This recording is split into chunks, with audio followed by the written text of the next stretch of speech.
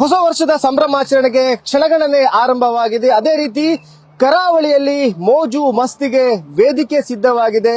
ಹಾಗೇನೆ ಈ ವರ್ಷದ ಕೊನೆಯ ದಿನವನ್ನ ಬೀಚ್ ಸೈಡ್ ಅಲ್ಲಿ ಕಳೀಲಿಕ್ಕೆ ಪ್ರವಾಸಿಗರ ದಂಡೆ ಹರಿದು ಬರ್ತಾ ಇದೆ. ನಾನೀಗ ಮಂಗಳೂರು ಹೊರವಲಯದ ಪಣಂಬೂರು ಬೀಚ್ ಸೈಡ್ ಅಲ್ಲಿ ಇದ್ದೇನೆ. ನೀವು ನೋಡಬಹುದು, ಈ ಪಣಂಬೂರು ಬೀಚ್ಗೆ ಮುಂಜಾನೆಯಿಂದಲೇ ಜನರು ಬರ್ತಾ ಇದ್ದಾರೆ, ಪ್ರವಾಸಿಗರ ದಂಡೆ ಹರಿದು ಬರ್ತಾ ಇದೆ. ಇವತ್ತು 2025ರ ಕೊನೆಯ ದಿನ. ಈ ಹಿನ್ನೆಲೆಯಲ್ಲಿ ಕೊನೆಯ ದಿನವನ್ನ ಬೀಚ್ ಸೈಡ್ ಅಲ್ಲಿ ಮೋಜು ಮಸ್ತಿಯೊಟ್ಟಿಗೆ ಕಳೀಲಿಕ್ಕೆ ಈಗಾಗಲೇ ಪ್ರವಾಸಿಗರು ಹರಿದು ಬರ್ತಾ ಇದ್ದಾರೆ. ಪ್ರವಾಸಿಗರ ದಂಡೆ ಹರಿದು ಬರ್ತಾ ಇದೆ.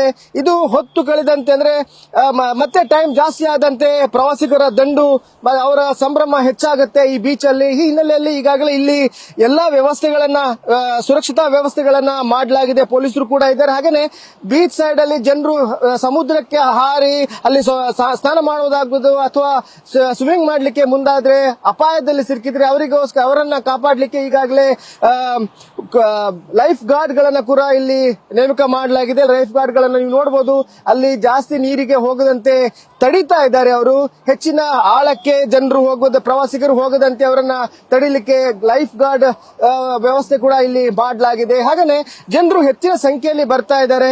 ಇಲ್ಲಿ ಬಂದ ಜನರು ಯಾವ ರೀತಿ ಈ ಸಂಭ್ರಮಾಚರಣೆ ಮಾಡಬೇಕು ಅಂತ ಅವರ ಪ್ಲಾನ್ ಏನು ಅನ್ನೋದನ್ನ ತಿಳ್ಕೊಳ್ಳೋಣ ಬನ್ನಿ. ನಮ್ಮೊಂದಿಗೆ ಪ್ರವಾಸಿಗರೊಬ್ರು ಇದ್ದಾರೆ, ಅವರನ್ನೇ ಮಾತಾಡಿಸ್ತೀನಿ. ಸರ್, ನ್ಯೂ ಇಯರ್ ಪಾರ್ಟಿ ಅಥವಾ ನ್ಯೂ ಇಯರ್ ಇಲ್ಲಿ ಸೆಲೆಬ್ರೇಟ್ ಮಾಡ್ಲಿಕ್ಕೆ ಬಂದಿರುವಂತದ ಹೇಗೆ?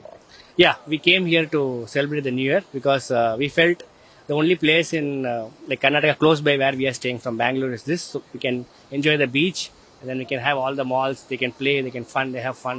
So the vibe is great here. So we came here for the New Year celebration. And this is the last day of 2025. Yeah. I hope peace continues. We have great peace in 2026 and wish you all a very happy New Year. Thank you. Thank you. What's your name? Subramanian. Thank you. Thank you.